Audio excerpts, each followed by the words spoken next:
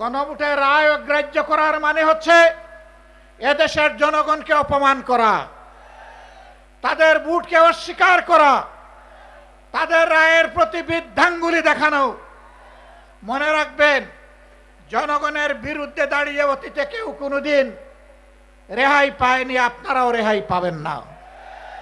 সময় থাকতে অনুরোধ করি, এখনো সৎ পথে ফিরে আসুন, জাতির সাথে গাদ্দারি বেইমানি করবেন না। আপনারা এসে বলুন, আমরা ইতিমধ্যে যা করেছি ভুল করেছি, আমরা জনগণের দেওয়া রায়, গণভোটের রায় আমরা বাস্তবায়ন করব। হয়তো জনগণ তখন আপনাদেরকে ক্ষমা করবে। আপনারা বলেন আপনারা নাকি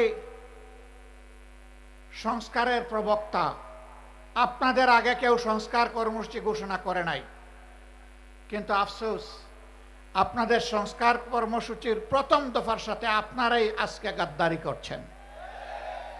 এই দফায় লেখা আছে, আপনারা যদি নির্বাচিত হন তাহলে এই দেশকে মেরামত করা লাগবে, আর মেরামত করতে হলে সংবিধানের সংস্কার সাধন করা লাগবে। আজকে আপনারা বলছেন সংস্কার কি জিনিস সংবিধানের আপনারা বুঝেন না।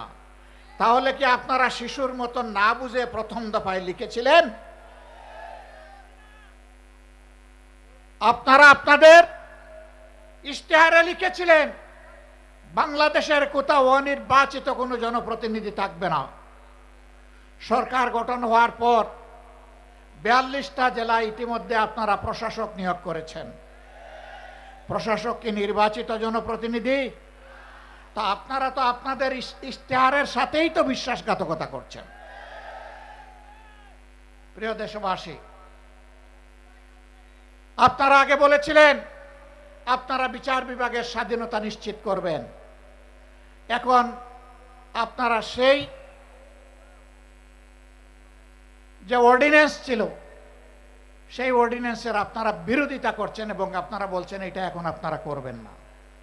তার মানে বিচার বিভাগকে নিজেদের হাতের মুঠায় রেখে আগামী দিনে আপনাদের আকাম কুকামের প্রতিবাদ যখন জনগণ করবে, তখন সেই বিচার বিভাগকে অতীতের ফ্যাসিবাদী কায়দায় জনগণের বিরুদ্ধে আপনারা কাজে লাগাতে চান।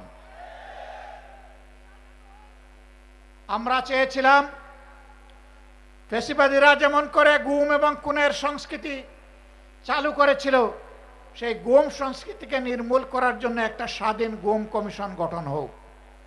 আপনারা তার বিরোধিতা করছেন।